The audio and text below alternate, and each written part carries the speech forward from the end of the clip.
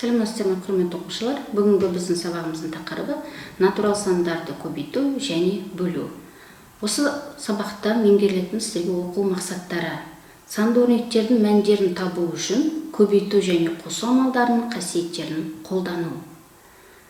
Сабағымызды бастамас бұрын өткен сабаққа шолу жасап өтейік.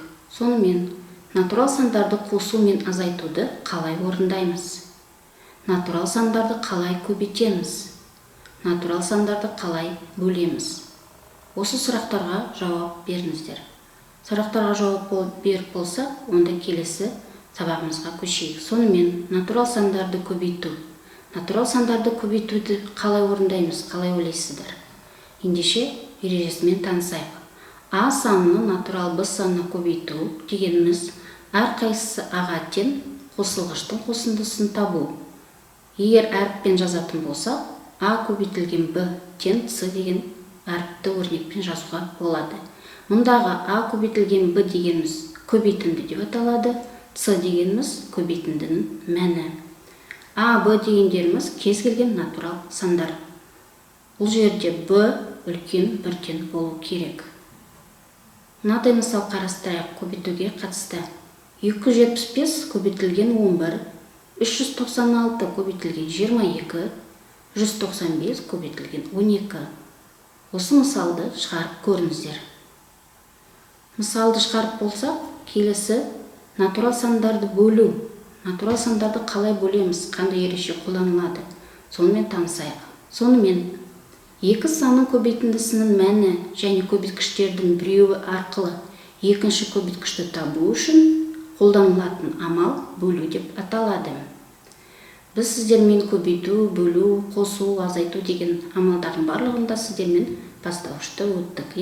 Енді осы бөлу амалы, яғни ол көбейтуге кері амал болып есептеледі. Сонымен, егер әріптермен жазсақ, А бөлінген Б тең С деген өрнекті аламыз.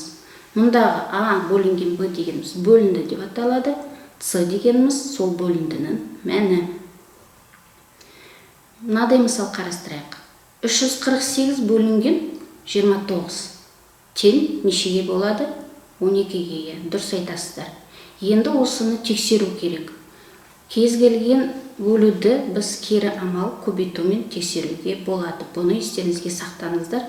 Яғни бөлуге кері амал көбейту болып есептеледі. Сондықтан тексереміз. 12-ні көбейтеміз 29-ға, көбейтіндінің мәні бізде 348-ге тең болды. Ендеше біздің есебіміз дұрыс шықты. Келесі тақырып осы жерде бөліндінің негізгі қасиеті. Бөліндінің қандай қасиеті бар екен? Бөлінгішті де, бөлгішті де бір натурал санға көбейткеннен немесе бөлгеннен бөліндінің мәні өзгермейді. Мысалы, 60 бөлінген 15 тең 4-ге, 120 бөлінген 30 тең 4-ге. Байқап отырсаңыздар, бұл жерде бөліндінің мәні екеуінде де 1/4 деген сан шықты. Осы негізгі анықтама бөліндінің негізгі қасиеті болып есептеледі. Естеріңізге салып өтейін, 0-ге бөлуге болмайды. Кез келген санды 0-ге бөлуге болмайды. Осыны естеріңізге сақтаңыздар. Енді мынадай тапсырмалар қарастырайық сіздермен. Өрнектің мәнін табыңдар.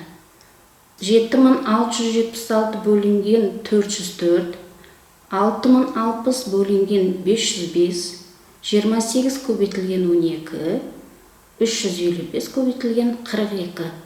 Осы есептерді шығарып көріңіздер. Есепті шығарып болсақ, енді бүгінгі сабағымызды қорытындылайық. Сонымен, бүгінгі сабақта біз сіздермен қандай тақырып өттік?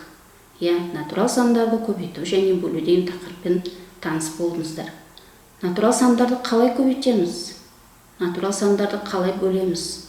Бөліндінің негізгі қасиеті қандай? Осы сұрақтарға жауап қарайық. Осымен біздің сабағымыз аяқталды. Сау болыңыздар.